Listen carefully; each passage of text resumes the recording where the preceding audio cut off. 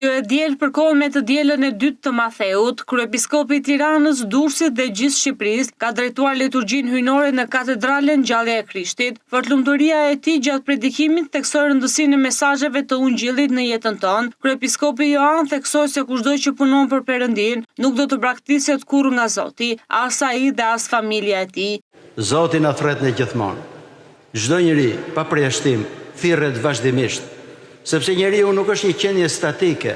Nëse ne nuk do ngridhemi lashtë shpirtërisht, do fillojmë të bijem. Njëjti ligj që është natyrën fizike, është dhe natyrën shpirtërore. Një objekt që nuk ka forcë për të ngritur lart, do fillojë që të bjerë poshtë. Ashtu është dhe në jetën shpirtërore. Dhe Zoti i thret të gjithë.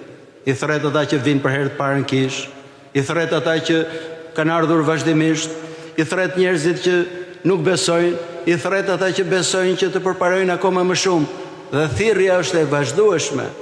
E kjo thirrje na drejtohet të gjithëve ne, që duhet jemi vazhdimisht duke u rritur. Sado që të rritemi ne shpirtërisht në përjetësi, përsëri nuk e mbarojmë udhëtimin tonë. Është një udhëtim i vazhdueshëm nga lavdia në lavdi. Ungjilli i sotëm na kujton të gjithëve, ai kemi lënë të gjithë të tjerat për ta ndjekur Zotin. Sepse ne nuk mund të shërbejmë dy zotërive, thot Zoti. Nuk mund të shërbesh dot edhe Perëndis, edhe Mamonait. Ne nuk mund të shërbejmë dot edhe Zotit, edhe gjithë pasioneve tona, dëshirave tona e gjithçka tjetër. Kur bën thirrje Perëndia, duhet shkuar për një herë.